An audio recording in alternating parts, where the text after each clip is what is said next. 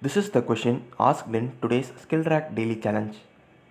So we will be given two strings as input, and after the two strings we will be given a character as input. So this character can be either a plus symbol or else a minus symbol or else a multiplication symbol.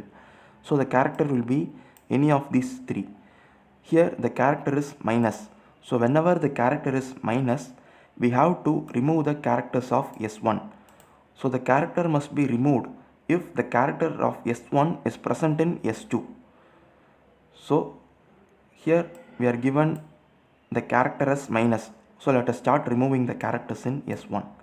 So the first character is hash. So the hash is also present in S2. So it must be removed in both S1 and S2. And now the next character is P. So P is not present in S2. So we move to the next character R. So R is also not present in S2. And then O. So this O is present in S2. So it is removed in S1 and S2. And then G. So this is uppercase G.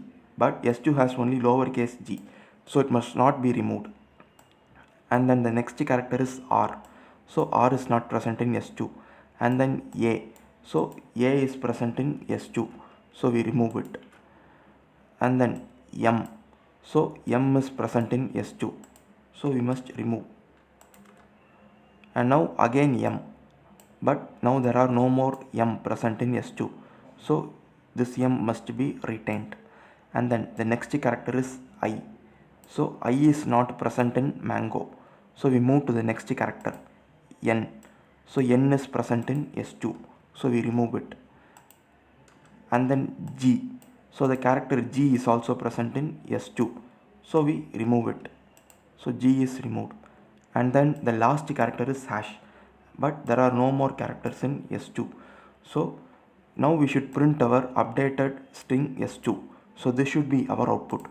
So our output also we print the same. So this is how we get our output if the character is minus.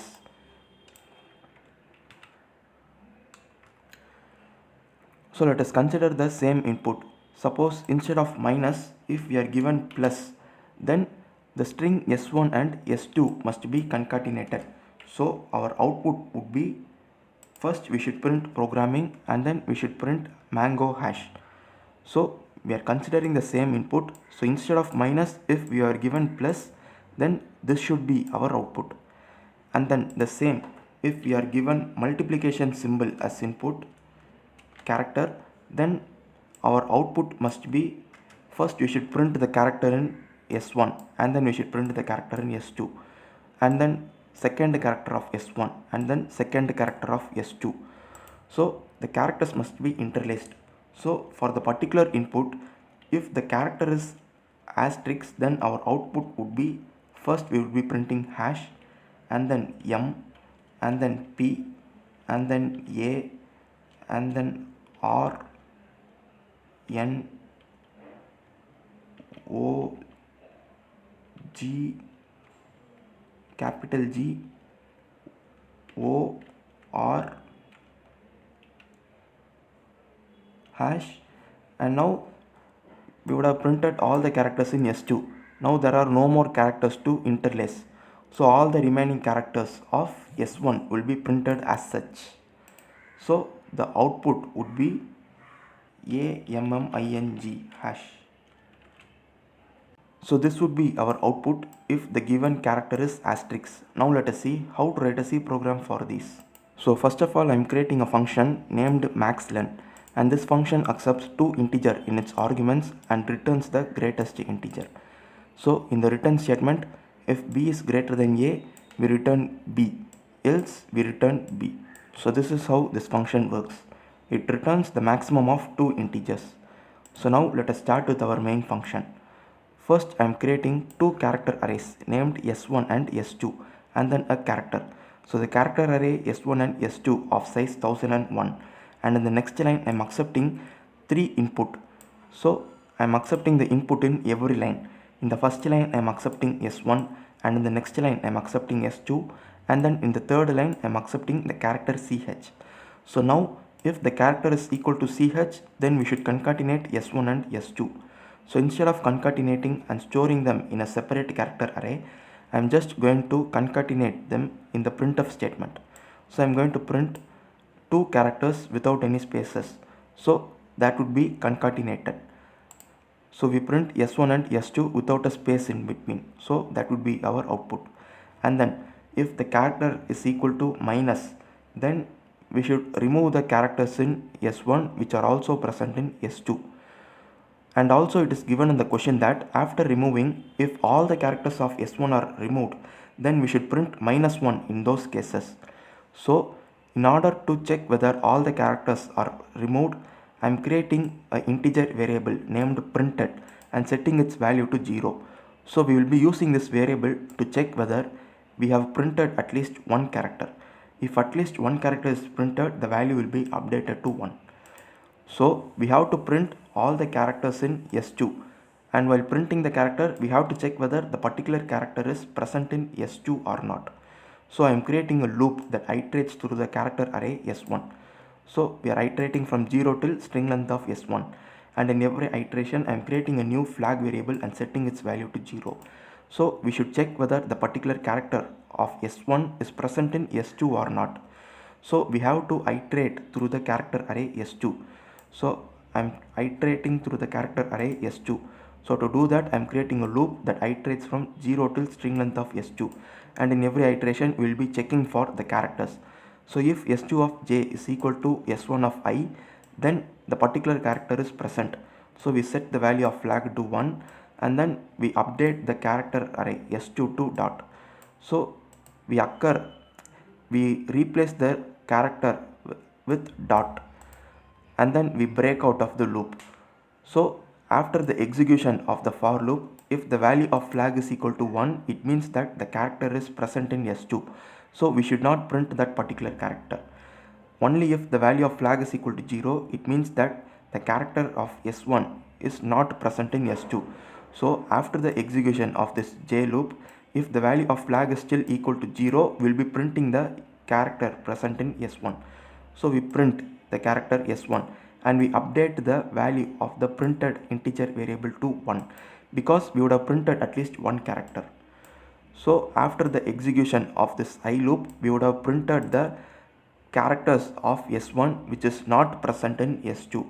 But if all the characters of S1 is present in S2, then even after the execution of this I loop, the value of the integer variable printed will still remain 0. So after the I loop, I am again checking whether the value of printed is equal to 0. If printed is equal to 0, then nothing would have been printed. So in those cases, we should print -1 as our output. So I print -1. So this is the condition for if the character is equal to minus. The same if the character is equal to asterisk, then we should interlace the characters. So again in the else if condition, if character is equal to asterisk, then I'm creating a new integer variable named len, and then I'm storing the maximum length out of S1 and S2. So to find the maximum length out of S1 and S2, I'm making use of this function maxlen. So we have already seen how this function works. So we should pass two integers in the arguments, and this function returns the maximum out of two integers. So I'm passing the string length of S1 and string length of S2. So the maximum length integer would be returned by this function. So that will be stored in this integer variable len.